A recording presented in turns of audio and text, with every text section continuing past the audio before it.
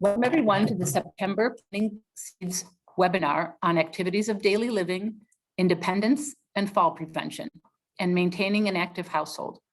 Tonight we have 3 presenters, and I will introduce each of them. We'll listen and learn, and then we'll allow some time after each presentation for specific questions to those presenters. So I'm going to stop sharing now and introduce our first presenters. First tonight we have Kathy and Jocelyn.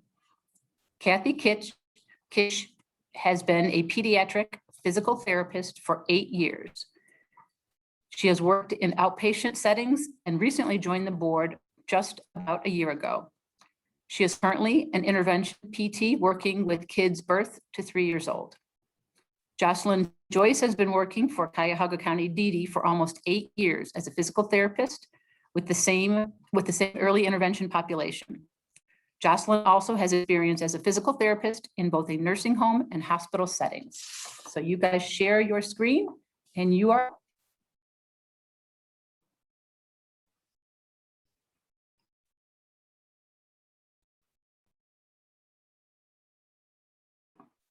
Okay, do you see my screen before I begin? Good, okay. Oops. Okay, so my name is Kathy Kish, and both myself and Jocelyn Joyce are presenting the first part of this webinar, and we are focusing again on early intervention. The title of our section is Supporting Physical Development in Infants and Young Children. Oops.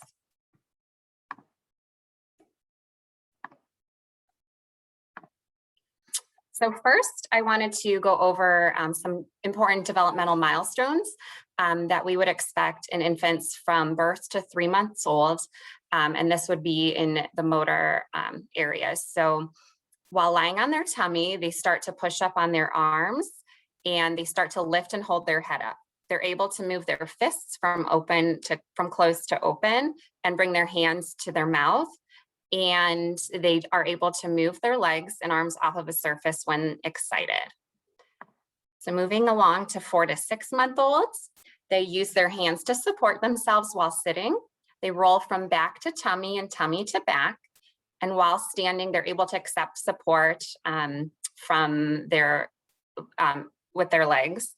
And then they are able to reach for nearby toys with their hands while they're on their tummy. And they're on their back, they're beginning to reach with both hands to play with their feet, reach for toys, and transfer a toy from one hand to the next. And then from 7 to 9 month olds, this is when we see independent sitting emerging, and then they're able closer between upwards of that scale. They're able to sit and reach for toys without falling, and they have really good sitting balance. And they can also get in and out of sitting.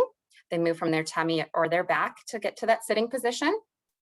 And they are beginning to move in a creeping or crawling position with alternating leg and arm movements to crawl around their environment. They're able to pick up their head and push through their elbows during tummy time and turn their head to visually track objects while sitting. And then again, we just really see some really good control in both rolling and sitting. And they're also starting to pick up rake objects with their hands and using their full hand to pick up those things. Between 10 and 12 months, we are starting to see pulling to stand and cruising along furniture. They're able to start standing alone after this and take several independent steps. They're able to move in and out of various positions to explore their environment and get to toys. They maintain their balance in sitting when throwing. So their sitting just really gets much better. They're beginning to clap, release objects into a container. And this is when they start to see what's called a pincer grasp, when they're using their thumb and their pointer finger to pick up small objects or pieces of food, stuff like that. And then 13 to 18 months, this is when we see typical independent walking, the ability to squat to pick something up without support, and then stacking objects emerges. And then 19 to 2 years old, 19 months to 2 years old, they start to jump with both feet leaving the ground. They're able to walk kind of backwards, pulling toys behind them. Running emerges, standing on their tiptoes, ability to climb on low furniture or playground equipment, kicking a ball, and starting to go up and down the stairs with some support. You will see some of these kind of examples later in videos. We have some just demonstrations of what some of these may look like. So a big part of our presentation is the focus on tummy time and why it's important in development. Tummy time is crucial for healthy motor, sensory, visual development, and overall health. So why is tummy time important? It helps strengthen their baby's muscles in their arms, neck, and core, and it prepares babies for meeting their milestones from rolling, crawling, sitting, and even walking.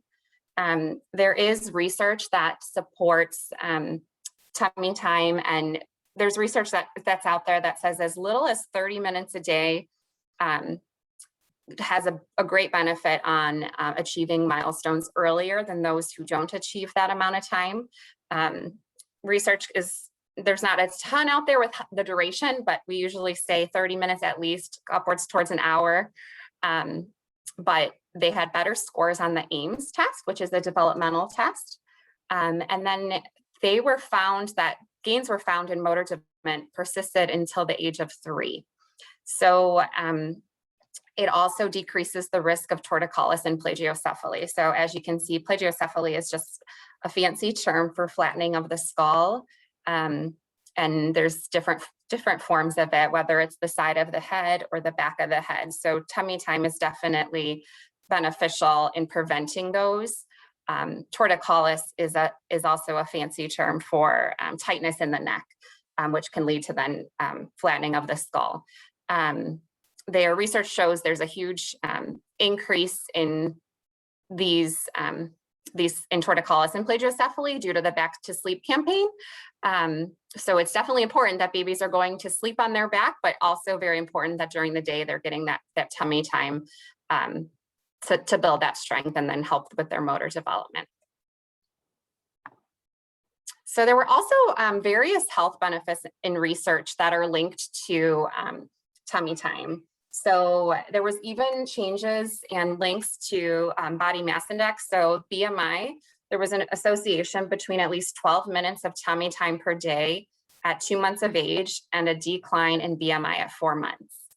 And then there was a recent study that was published that described the benefits in creeping in hands and knees. So creeping is essentially another word for crawling. So why is crawling in hands and knees before walking important? They really looked at a study that followed kids until they were 7 years old. And they reported that these kids had better physical fitness at age 7. Some of the things that they found were overall, there was lower BMI, lower systolic blood pressure, lower fat mass, and higher levels of muscle mass and improved lung function in this longitudinal study.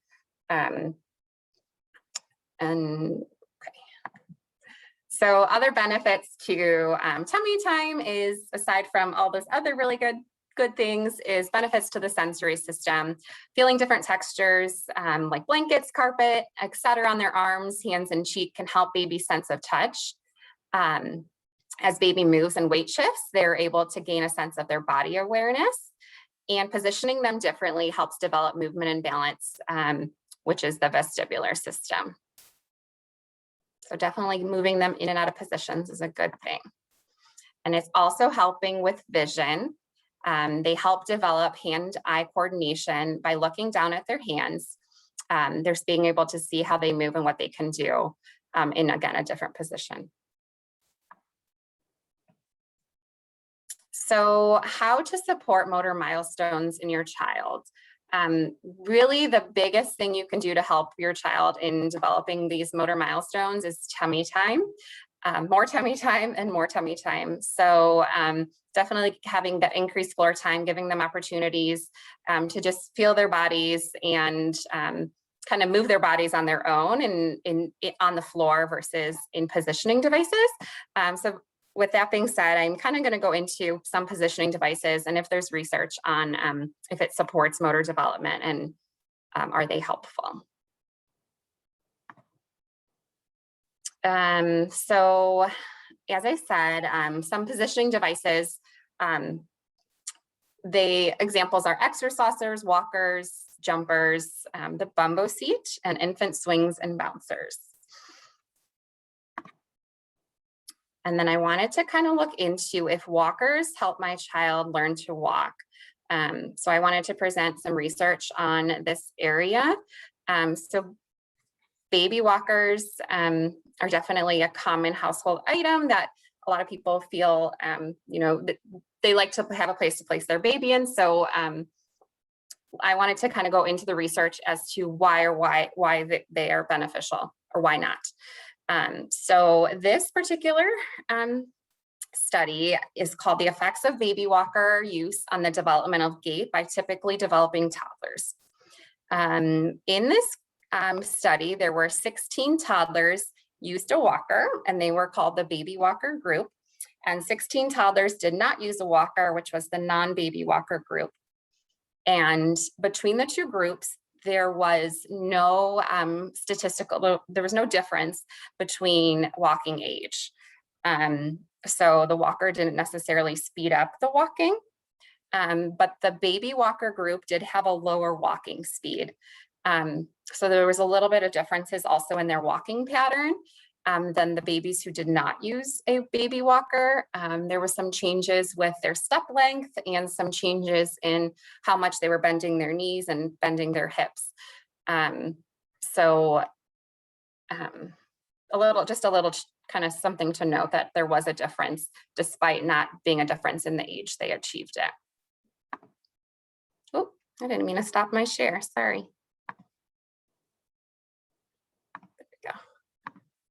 Now, can you see it or no?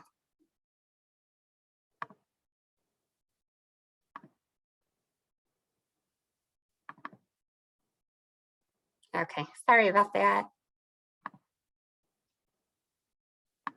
Okay, so moving forward, this study is called the Evaluation of the Effects of Using a Baby Walker on Trunk Control and Motor Development. In this study, 29 children used a baby walker and then 19 did not. They assessed their motor skills using the Alberta Infant Motor Scale. And then they also assessed their trunk control using the segmental assessment of trunk control. The results did show that those who did not use a walker had higher scores on the developmental assessment. And then the trunk balance scores were better in those who did not use a walker as well.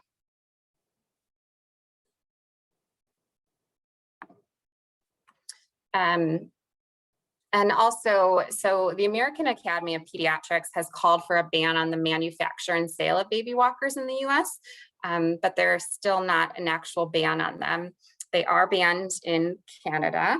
And then there is some data on the safety risk that they impose. An estimated 230,000 plus children under 15 months old were treated for infant walker related injuries in US emergency departments from 1990 to 2014, just with various injuries from falling and maybe there were some falls downstairs, and then also even burns, poisoning, and drowning, just because they have access to things at their age that maybe they wouldn't have access to if they weren't walking around when they're kind of much younger. So overall, some pros and cons of just various positioning devices.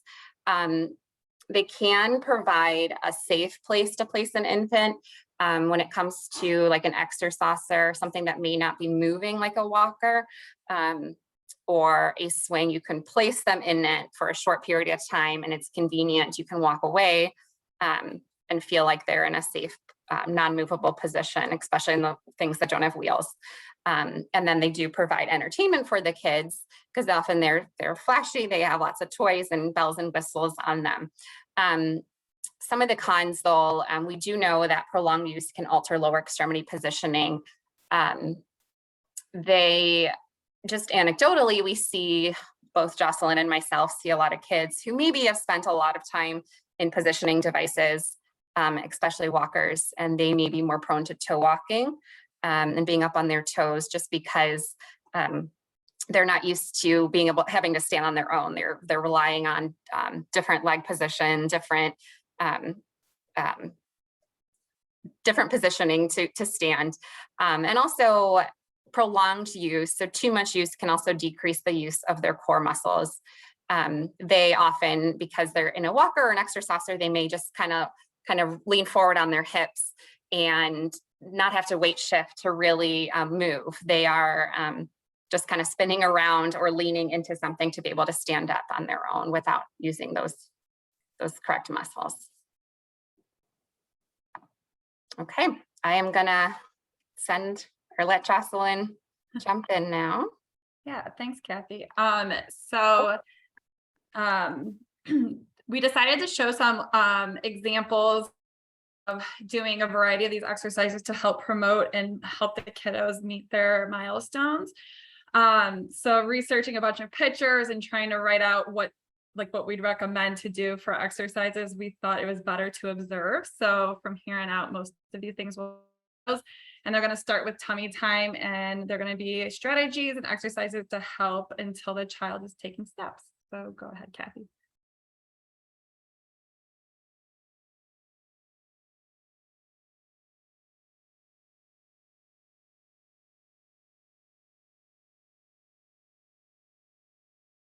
I don't know if there's a way to have the volume. I don't hear it.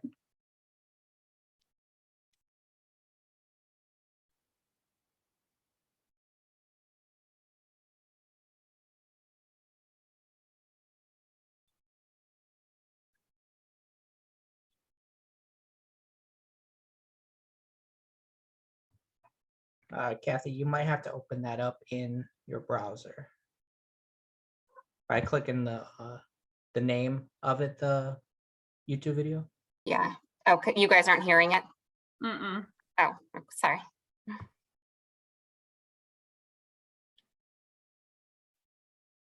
Okay, let me know. And you're gonna have to leave presentation mode. What was that? Yeah, there you go. Now go ahead and share your browser. Ah.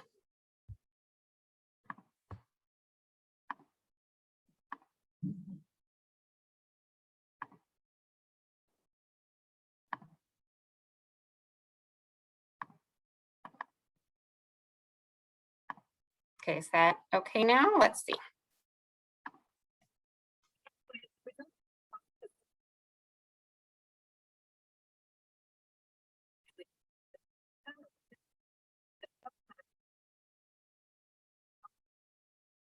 I honestly can barely hear it.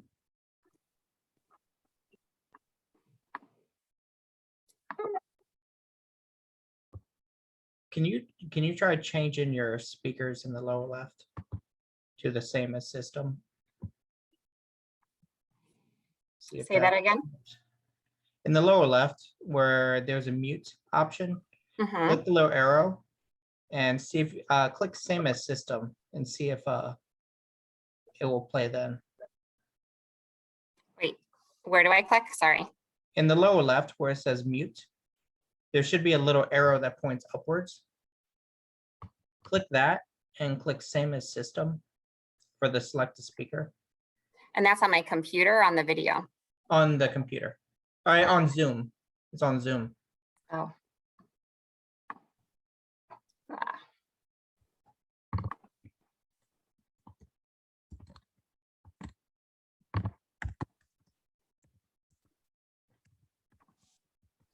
Okay, I think, here, let me try. Tummy time soon Right now. after your baby is born. There we go. We can hear Start it. with a few minutes, working up to an hour per day in spurts by 3 months of age. Link tummy time with familiar activities such as diapering, bathing, or even playing. Tummy time should be fun time. Position 1, tummy to tummy. When your baby is happy, fed, and awake, it's the ideal time to try some tummy time. Here, mom leans back, propped up by a pillow to keep baby angled up slightly. She then positions his tummy against hers. It's important to use your hands to keep baby stable. Even if your newborn isn't lifting his head yet, this position will help him get used to tummy time and help him build and strengthen back and neck muscles. By 3 months, he should definitely be lifting his head and pushing up on his forearms to try to look around. Position 2, eye level smile. Babies love your face and voice. Here, baby is trying hard to lift his head and look at mom. Get down on the same level as your baby. Voices and faces are great motivators. Position yourself in front of your baby to encourage head lifting, and then move your face or a toy side to side to encourage head turning. If your baby consistently prefers one side, take note and bring this up with your pediatrician or healthcare professional. Position 3, lap soothe. Here, baby is learning about tummy time with mom. Mom places him across her lap. She can have both knees even, straighten one leg, or raise one leg higher, like mom is doing here, to keep the knee under baby's chest higher. A hand on baby's bottom helps to stabilize and soothe him. Position 4, tummy down carry. The tummy down carry is a good alternative to always carrying your baby upright on your shoulder. Mom is supporting baby with one hand between the legs and under the tummy, and the other hand supporting baby's head and shoulders. Here, you can see how mom nestles baby close to her body for additional support. This is a great position for dads to do too. Think about using this when you're carrying the baby from room to room. Every bit of tummy time makes a difference. Position 5, tummy minute. Start to incorporate tummy time into your daily routine. For example, every time you change your baby, place him on his tummy for a minute or two. Here, mom positions a rolled-up receiving blanket under baby's chest and upper arms so that his chest is propped up. Babies love consistency, and linking diapering and tummy time will definitely remind you to do it, but your baby will also see this as a natural part of diapering. Here, mom is using a mirror to keep baby interested. Babies love faces. So remember, it's important for even newborns to get some freedom of movement on their tummies. Moms, dads, grandparents, and caregivers can start to incorporate these 5 essential moves into baby's daily routine right away. Begin with just a few minutes a day, a few times a day from birth, and work up to an hour a day in spurts by the time the baby is 3 months old. Please visit the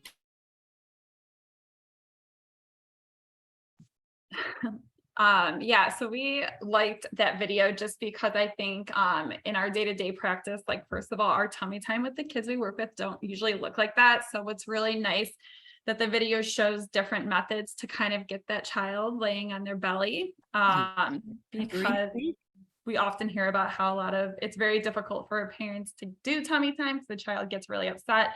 So having different ways to do it, I think is really important so we can sneak it in.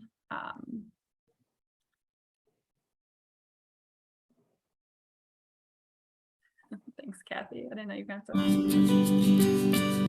Oh, hold on. I think I need to do it here. No, we can hear it. Yeah, you can. Okay. Yeah, now it's going just like from the PowerPoint, so I think it's great. Okay, perfect. We'll go back.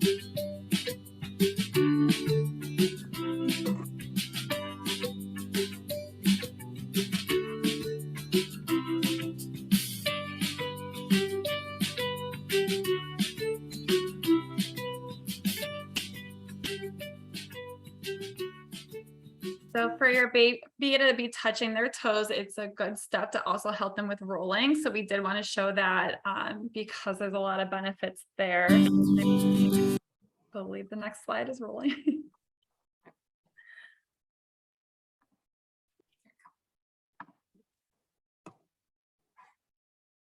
I'm just, see what I'm doing? See how he's now rolled to his side? You see how I made that happen? Just a little yeah. touch there. Yes. And all I'm doing is I'm just rolling his bottom over, just real slowly, and I'm keeping him rocking when I go. Yeah. The rocking makes a big difference. If you keep the babies moving a little bit, then they don't mind stuff so much. How do you do it? You just kind of give a little, see how easy that is? Okay. Yeah. More just on the thighs. Yeah. Just kind of roll over. Yeah, and then you look down. See that? Okay. Yeah, and then you take this hand and put it right here. Yeah. Just, Keep it going. perfect, yeah. And so you can see he's got his head that way, so you're gonna come in there and so you can get him straight. Okay, and just there, see then he should be there, and he can usually do it by himself. And then I think he'll roll over, there it goes, because he's like, ooh, I think I'll roll over. Beautiful. Gorgeous. These videos are almost like too perfect because I feel like when we work on this, it doesn't always happen like this, but they're easier to show to have a good understanding of some of these. There's some things to do with some of the with your kid, your baby.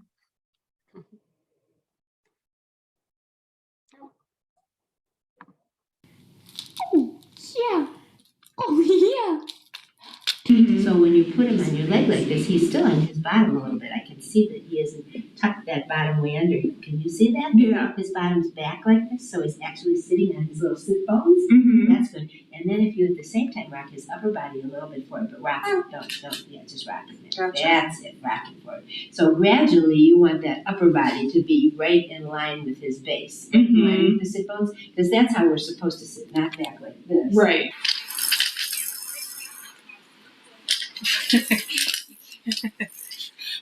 You can't have it all when you're sitting with your hands. There you go. You're still hungry. Yeah. Uh-oh, look what this caterpillar is gonna eat. So that's sitting. I think our next one is crawling. And this is just kind of when you know.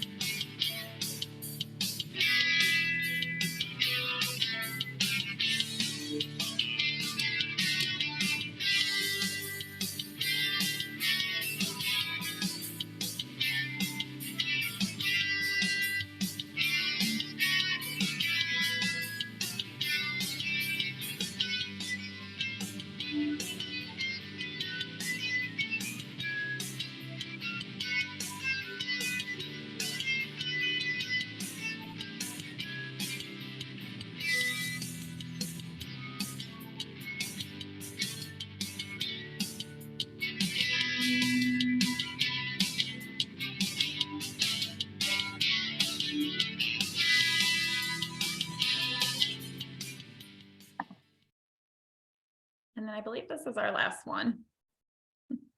Our last video.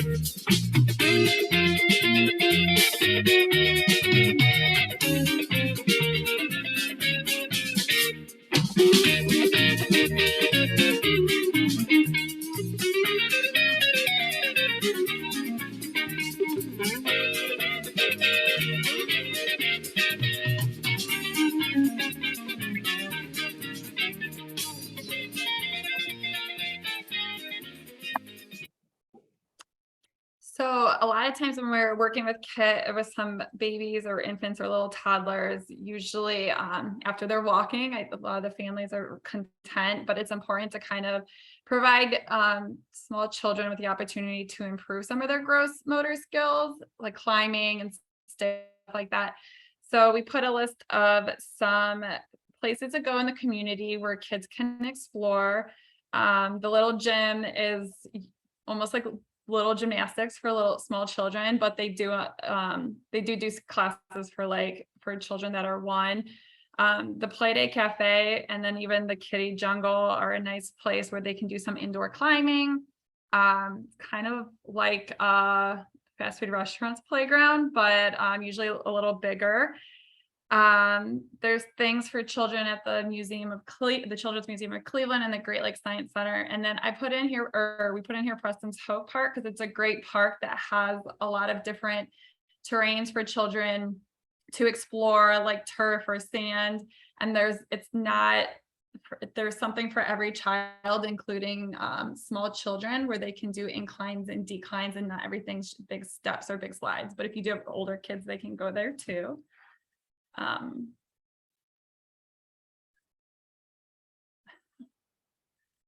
And then Kathy actually found this, and this is like one of the most perfect examples of why tummy time is so important, and we'll explain for every little part of the baby's body. So we added that on the slide. Any questions?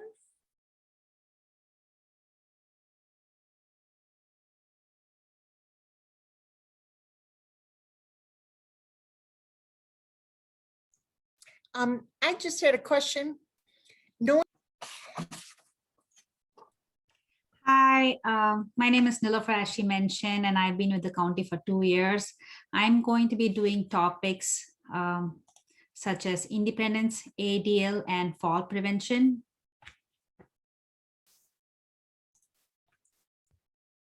So independence, what does independence mean, especially for the developmentally disabled population? It means that individuals with disabilities are provided with all the necessary means to enable them to exercise choice and control their lives and make all their decisions concerning their lives. So there are various ways where you can promote independence in this population. The first is assistive technology. I'm sorry to interrupt. Can you hit from the beginning your slideshow or from current slides so people can see it? Okay.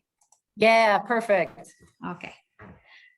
So as I was saying, assistive technology is one of the components for promoting independence in this population. Stuff like smartphones, tablets, smart microwaves, smart stoves, they all help in enhancing independence. Some of these items are there at the CLE in William Pat Day, where clients and their caregivers can come and check out and trial and see if it is appropriate for their household. The next would be basic skills.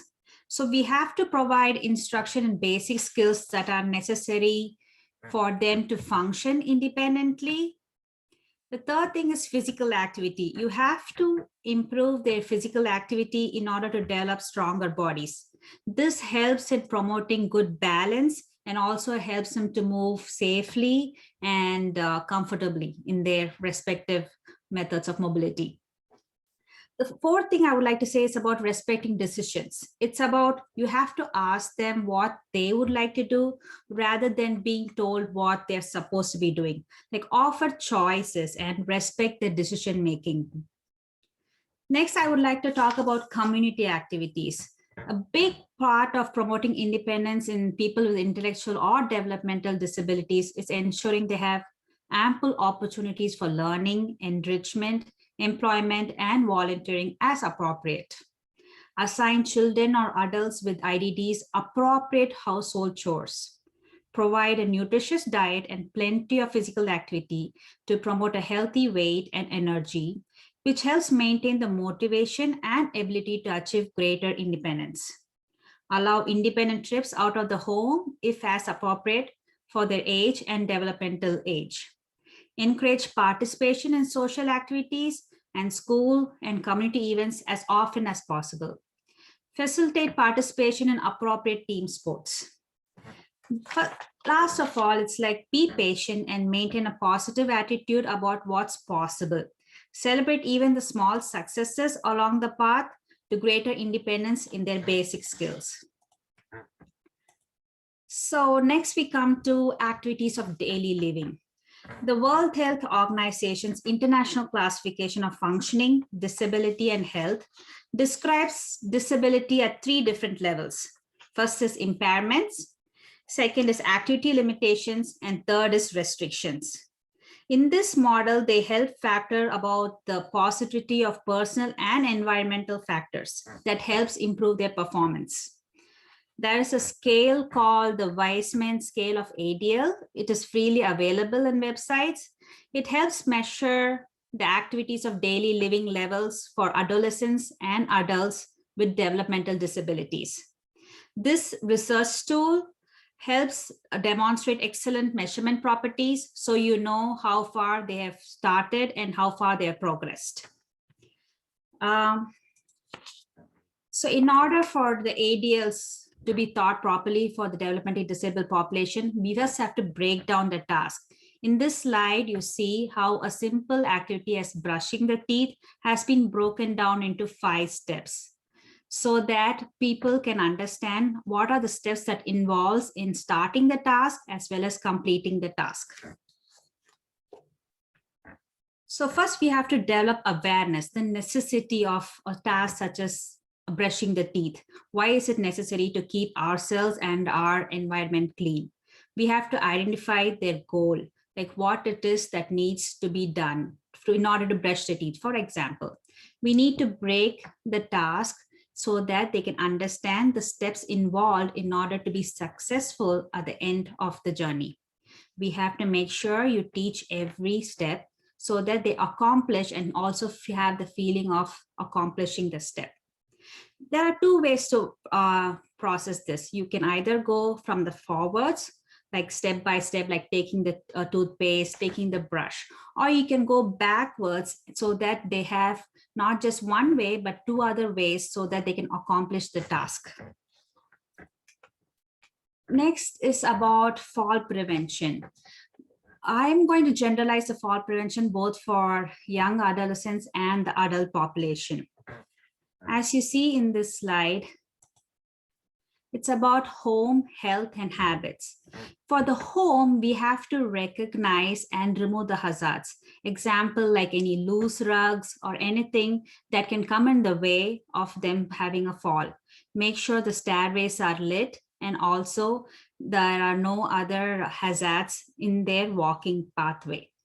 Also make healthy choices, give them good healthy foods so that they have healthy weight gain and also help them to develop good habits, such as making sure they have a walking regimen in their daily schedule so that they can promote healthy lifestyle. According to the Ohio DOD, falls are the major cause of injuries in the developmentally disabled population, especially in the year 2020.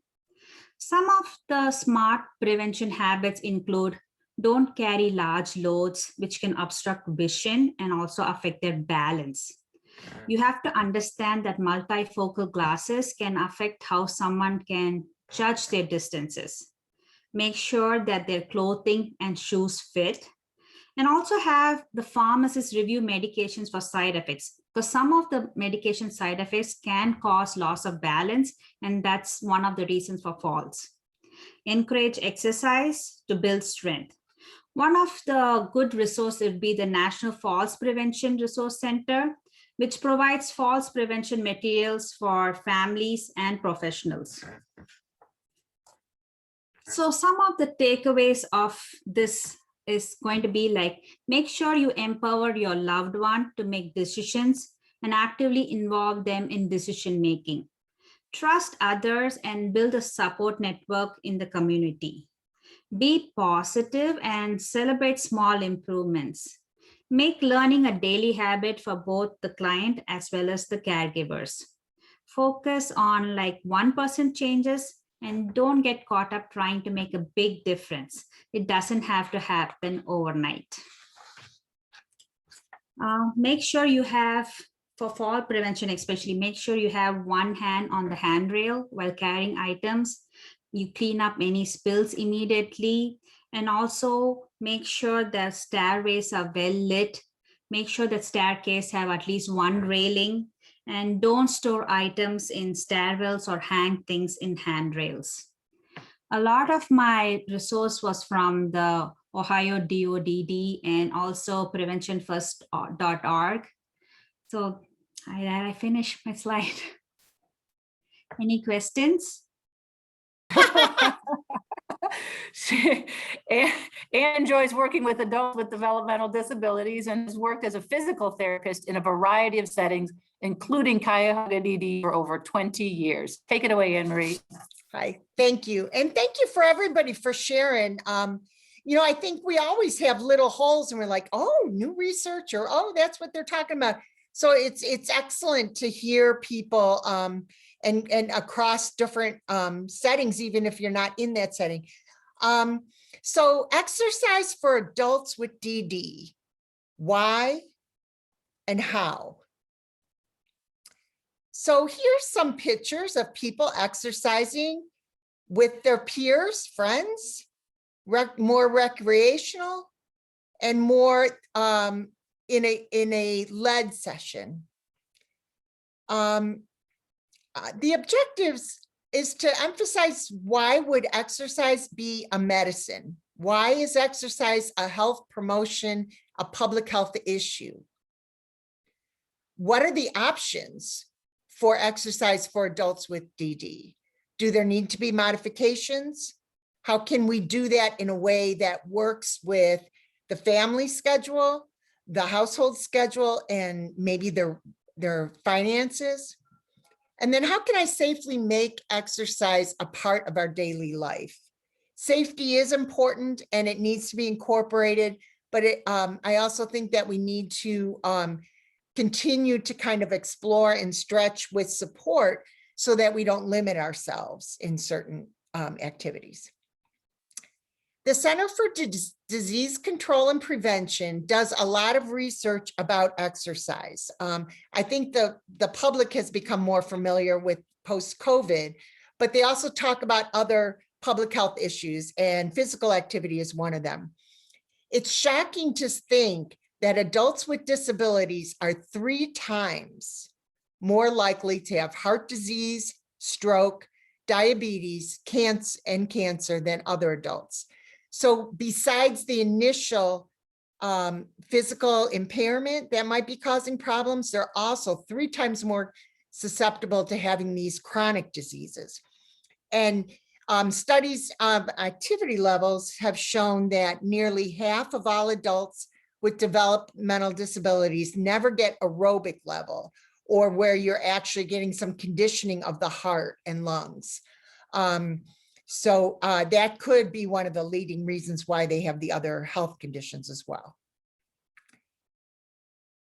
The general guidelines for physical activities state that all adults should avoid inactivity. So everyone should be active. Some physical activity is better than none. So that's where we start. Just like the other presenter said, start where you can, and it gives an opportunity to build within what you're capable. And adults who participate in any amount of physical activity will gain some health benefits. The key is to stick with it long enough so that you can realize those gains. Then when research is performed, we can look at ways that it's seen to be strong evidence, moderate evidence, mild or no evidence.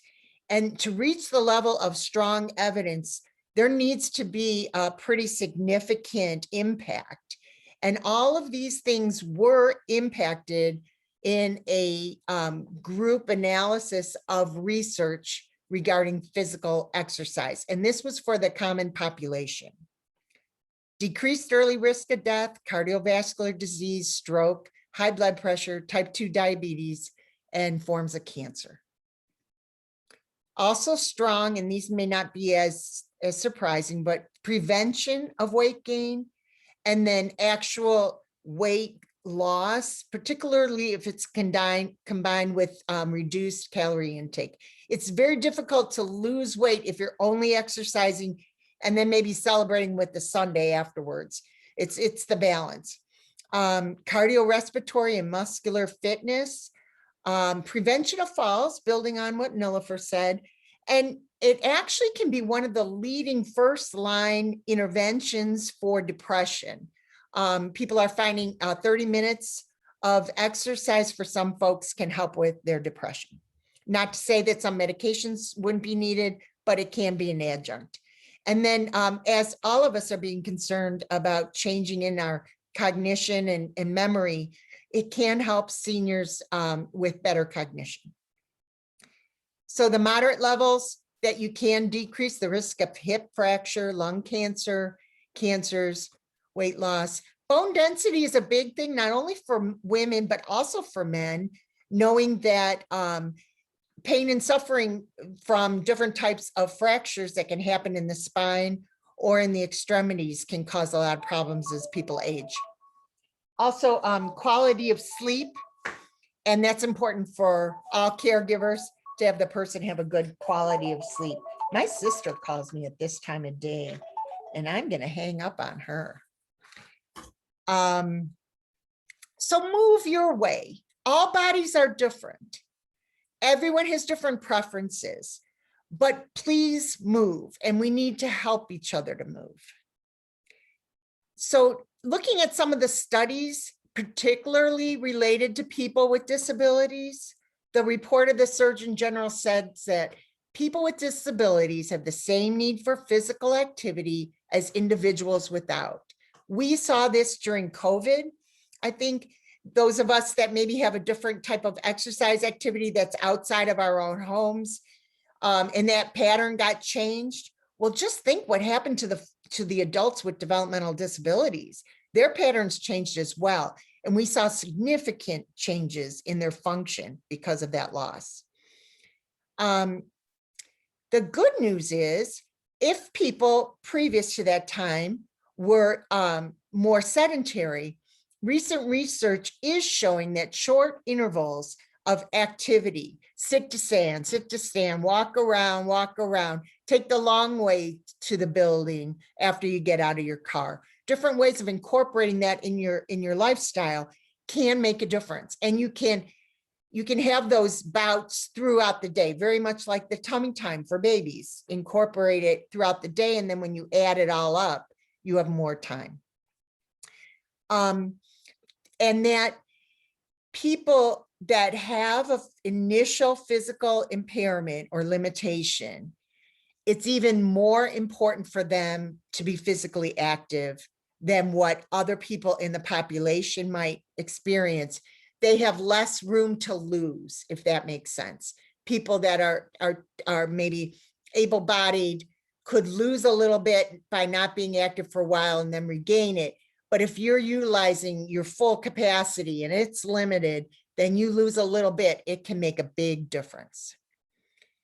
It provides the emotional, cognitive, and social supports So particularly for people with disabilities, being active gives them those opportunities. And this I thought was interesting because it's very true. When people with disabilities exercise, people without disabilities have a more positive perception of them. Like people that do wheelchair dancing, oh, they're a dancer. Or people that run that have a prosthetic, oh, well, they're a runner. Special Olympics, you really see that difference. They're seen as Olympians, not as people with limitations. But as you can imagine, this is key. People will probably need help. And it goes not only for young children, but all the way through adults. I think it's typically more anticipated maybe that you got to help your child to move, you got to help them to go. But once they're old enough and they're sitting and watching TV, that's okay. Well, we need to kind of interfere and break that up because it's not. And I think one of the barriers was actually some of the settings that we use. This is information on the physical activity guidelines for Americans. That's what able-bodied, typical bodied people would do. And it's pretty significant what they're asking us to do. Moderate level activity, 150 minutes a week. So, you know, that's like 4 half-hour sessions, you know, building it in, and 2 days a week of muscle strengthening. And that's ideal and that's wonderful. But many people don't have the time to do that or the time to help another person to do that. So latest research, and this was pretty recent, I think it was just like the last 2 years, small steps in fitness create major leaps in health benefits for adults with developmental disabilities. Meaning, yes, we understand that there's a range, but for people with disabilities, 5-10 minutes is totally appropriate. Do it in bouts, do it in doses, and increase the intensity. The key points from that research were, you know, that the identified cutoffs that we had about the aerobic activity and the strengthening, you don't necessarily have to meet them. It emphasized, and it was hard to read, they talked so much about the unfit population of people with developmental disabilities. And I thought, really unfit? And then I think, you know, sometimes our expectations are different, that people may have more of a capacity for. But we also know, and I think I want to respect that there are a large number of adults that have a lot of physical limitations, arthritis, respiratory, severe, maybe cognitive, motor limitations. So I don't know that it's necessarily appropriate to call them unfit. They're not typical. So I had a little bit of trouble with that, but our data support that even small differences. So have we said that enough? So, okay, Anne-Marie, you got me convinced, but how do I start? Just like all the other presenters have said, start slow and increase your activity level slowly, and you will find the pride in the results of that. It's gonna mean that you have to stick with it though. You know, some of these shows where everybody tries to get in shape in 6 weeks, they've found that they don't last. And that's why I really liked how this whole presentation was titled, that it's physical, be incorporating in your lifestyle. And then expect up and downs. It is okay. It rained all week. I didn't get out. That's okay. Where can we start? You know, and anticipate that going into it. And, you know, here's the famous statement, consult with your physician, and it is important. And we can't overgeneralize to everybody. There are people that are on certain medications, they need to monitor, and they need to maybe do it at certain times of day or ever. But let's not use it as an excuse. Walking, if your doctor said it's okay for you to walk, you can walk. But the rigorous physical activities yes, I would, we do need to have that cleared by a physician. If you experience any kind of pain, you're not going to get a gain. Stop, slow down, breathe deep, build up slowly.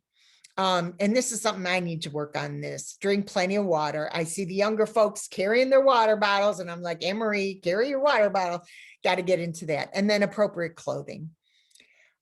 So one of the things that I said, okay, so now we're moving into how do I do this as part of my day? I know it's important, but how do I do it? One of the things going into people's houses that if a person's, kind of maybe in that middle range, they need help to transfer out of their wheelchair to another chair. They don't have any limitations for standing, but it's difficult. Have them stand at the sink, pull the stand, stay standing, look out the window if there's a little window there, do some washing if you can. It increases your balance, one arm reach. All those things like with the, that can build the core and build the strength and keep the balance going. But I am a big component of having people start an exercise program standing at the sink. The sink's not going to go anywhere and your wheelchair is right behind you. And then having the person at an eye level when you're speaking with them will change how you interact with them. You get a different level of respect when you're standing position than a sitting position. Just kind of an idea. I know it's not appropriate for everybody, but, in trying to think in this presentation, let's use inexpensive items that can be bought off the market. They're kind of gaining in popularity, these walking poles, because it builds your upper extremity movement, which gets your heart rate faster than just walking. And it does help with balance, especially people that like to walk more on trails or parks.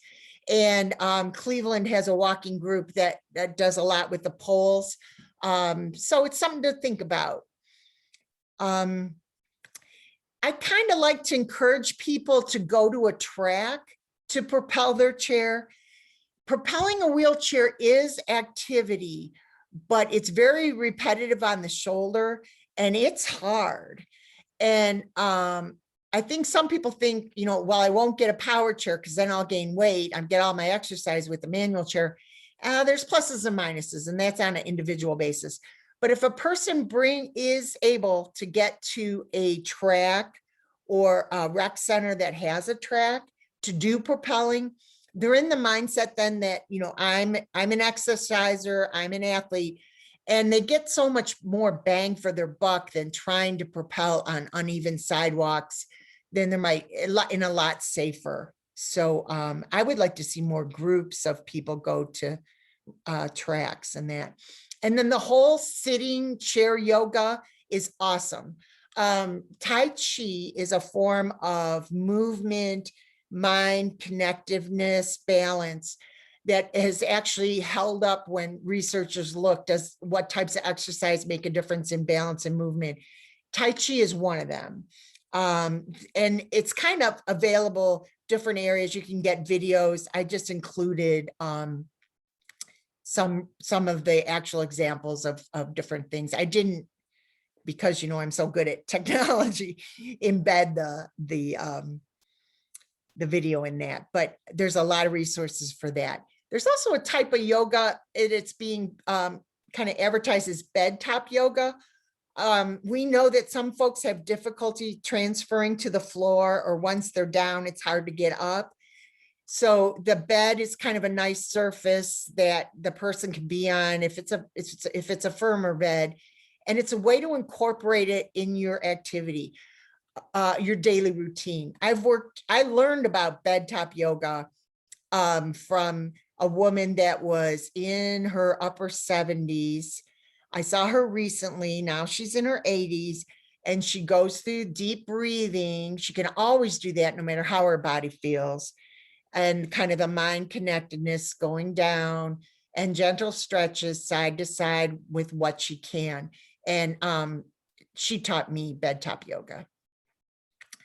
And this is kind of off the top of my head. I'm like, okay, so how else can we do this? We know that some of the younger folks are into TikTok. I shouldn't say younger folks. There are some people involved in TikTok videos, and that, it's kind of cool how a lot of them involve a sequence, and there's coordination and maybe standing and balance. And maybe that would be something that, hey, we're going to send out a TikTok video. Let's come up with a routine and we'll try to send it to family or friends. And, make it more fun. You could do a costume. You could imitate what other people are doing. And dance is so huge to get people moving. Even if the person can't move and they're like in a recliner, put their feet up, lean them back, and have on the TV some of the different music channels, or like Spotify, or for some reason, Michael Jackson is a perennial favorite with people. They can do assisted arm lifts. They can do some turns. This is the person in the recliner, feet up and down, and they're dancing. So it's back to that philosophy of move as you can. During COVID, we did that with some of the group living environments. Is people were, they're like, well, we don't have the staff to have everybody standing and they might fall and blah, blah, blah. So it was kind of like, well, recliner exercises, or in your manual wheelchair, tilt back and do some of the exercises. Better to get out, but if you can't get out, then tilt back and try to do some abdominals and reaches and curves. So aquatic is fabulous. A lot of families will tell you, it's not like your child's going to therapy. It's like, well, my older adult, my family member swims, and oh, that's great. It's more part of the community. But there is different equipment for folks that have a lot of tightness in their arms and legs.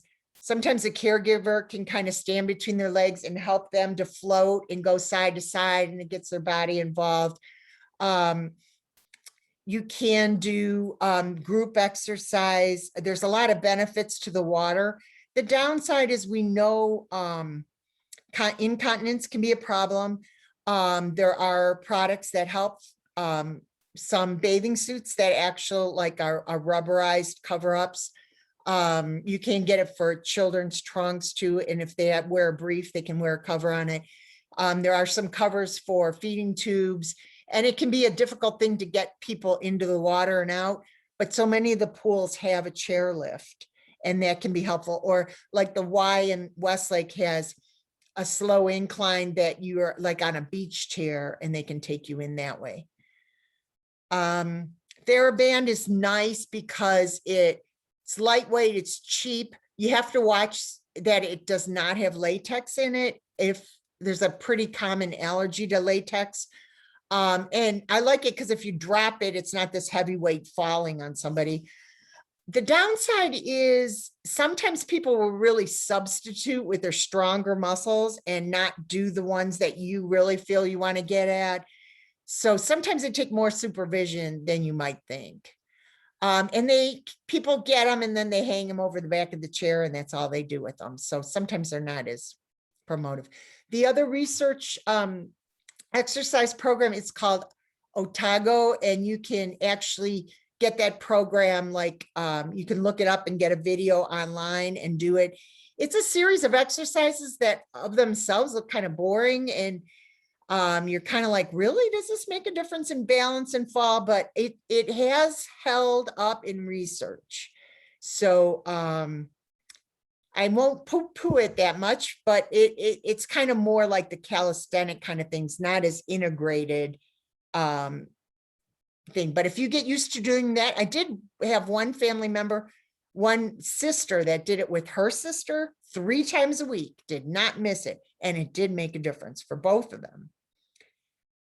So then it gets to kind of like, okay, we got all these ideas. How do we get the person to do it? How do we get the caregiver to do it? And how do we make it part of what is fun? In a lot of things like behavior modification, you say, first this and then that. So the person really wants to watch their show. And if Price is Right is on at 11 o'clock, well, first we're going to take a walk and then we watch Price is Right. So you can use whatever examples may be appropriate for you, but if you can think of something the person really likes and kind of hit something that they're not as willing before it can help. We know charts, stickers, photos, sending pictures of the person. We're really kind of getting into having and this is a shout out to John. He's a CSU student that I'm working with. We're looking at how to videotape adults doing their exercises where either the caregiver's in the frame and the person's in the frame, not the therapist, so that they show people on their phone or yeah, this is my exercise. Maybe it's more, the paper that I got from outpatient therapy might be crinkled up in the drawer, but on my phone, I got pictures and this is what I've been doing. So maybe something like that. Sometimes saying, we're going to have this event, either like a wheelchair rock and roll or a walk or a community event. It gives you a goal to shoot for. And I know for me, that has been very helpful. Like, okay, I have this goal and I better get going because I want to get there. Motivation, again, there's research that shows if a doctor actually the research said like 80% improvement in follow through on an exercise program if the doctor writes it out as an exercise. You must do this 3 times a week for 20 minutes. And I want to see you in 6 months. It's very rare, but that can make a difference. A specialized area, cute clothes that you wear, and make sure that it's kind of fun and silly. Sometimes people sing and breathe and shout. I think that's some of the benefits of the group exercise program. And adults with developmental disabilities, sometimes that's what gets them going when you do the yoo-hoos. So AARP, not that all adults with developmental disabilities qualify for that 50 and up, but it is a good resource for modified group activities or adapted. And it also kind of gives that integrated feeling that you can go to maybe a community exercise program that is part of maybe the Silver Sneakers for Seniors program, where sitting activities are at the local rec center. But there's some great videos through AARP, and it's under the Get Moving with Easy Exercises, 10 minutes a piece. And they go through, Zumba class and indoor walking, vestibular balance. There's a lot there. And then just in general, we have a fabulous resource in the area, Youth Challenge. Gratefully, they made it through COVID, and they focus more on the youth for activities, but adults can get involved in supporting them as well. Down syndrome achievement centers, and this more for early childhood, but the Gigi's Playhouses in Lakewood, it's kind of like that gym, little gyms, but more for the whole range of abilities. Rec2 Connect are therapeutic recreational therapists that provide, the one on the west side is down because of the swimming program is closed at Fairview, but they also are a resource that's available. I mentioned Silver Sneakers. If you have Medicare, you can join almost any, they have to have like this little, we accept Silver Sneakers, but almost any community rec, YMCA, Planet Fitness, those are the ones I'm aware of, for free. And that's amazing. And that's awesome. So I'm not sure if a caregiver is not part of that group of people, if they can go to assist a person, but it would be worth asking. And then as I mentioned, the home exercises for through AARP, the 10 minutes. And so just online, these were a couple ones that I was going to show you, but I knew it was going to take extra time. Dance workout.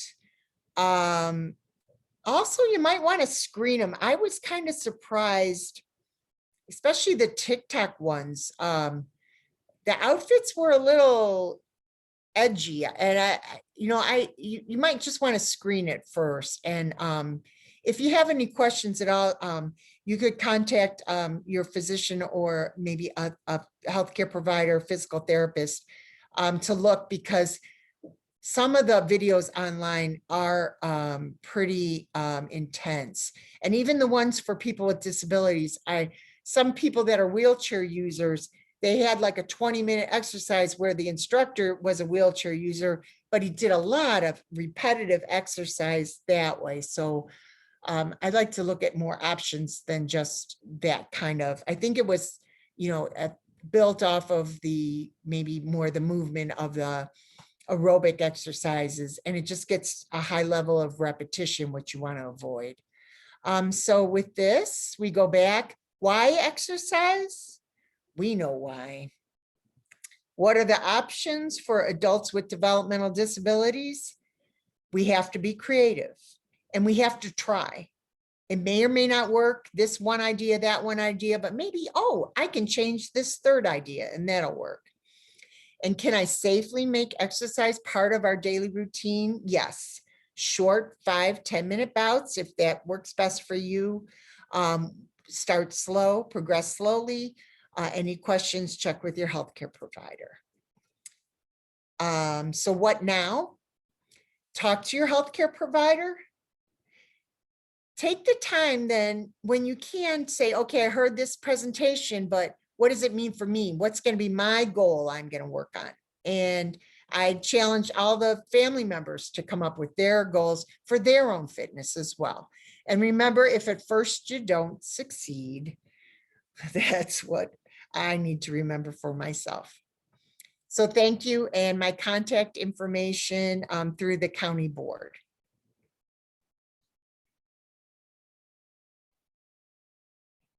Any questions? Stop sharing your screen. I'm going to throw up something that I wasn't planning on showing, but to your point of what are the options for exercise, I'm going to just take us to that online resource guide and show people what some really cool options are. So if you stop sharing, then I will start sharing. Oh, yes, sorry. That's okay. Okay. Can everybody see the screen? So this is the front page of our website. And this is how, I'm moving this over here, how you get to our online resource guide. You just keep scrolling through these up here, which are all great options. And you'll see here our online resource guide to jobs, places, and events. And I'll show you 2 sections in here.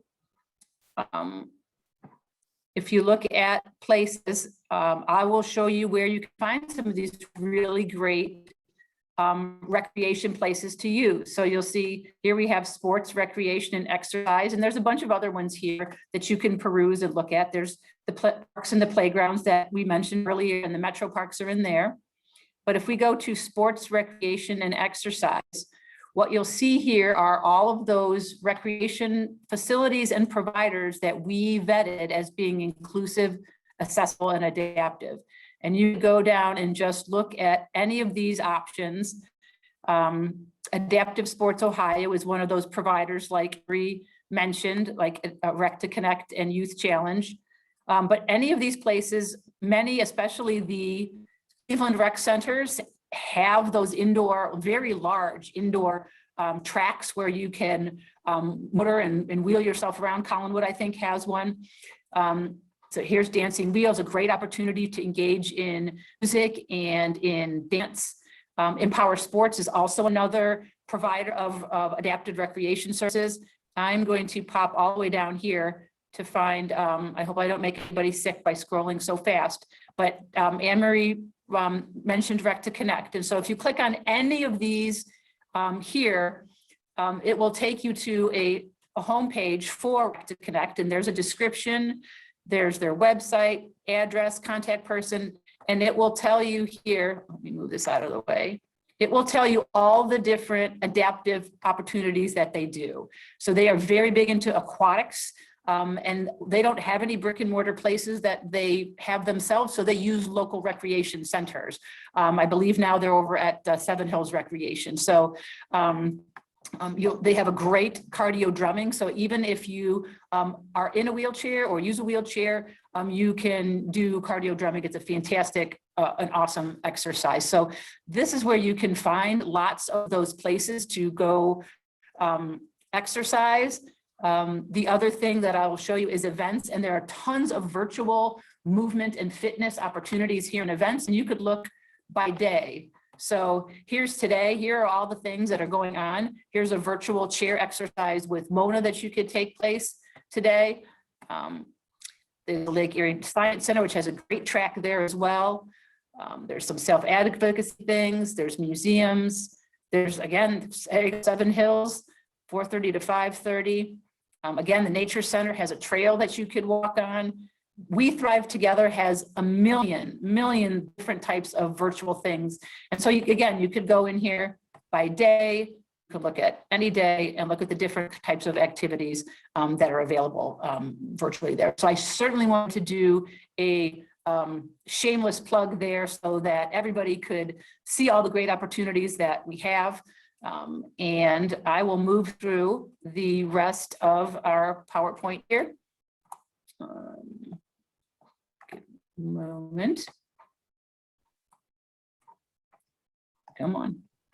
Oh, okay. So that concludes our program for today on activities of daily living, independence and fall prevention, as well as maintaining an active household. Please join us next month where we will be talking about stable accounts, October 12th at 6 p.m. We may be adding some other topics to that. So keep your eyes peeled for that. We do, again, thank you for your feedback. It really does help us, especially at the end of 2022. We'll be sending out some surveys to everybody at the end of the year, like give us some topics. We're looking to freshen things up for 2023. So again, you're going to get all of this supplemental info. You'll get a link to the live recording, and you'll get a very short survey that we hope that you'll complete for us. So thank you again for joining us for another Planting the Seeds of Knowledge webinar, and have a great evening.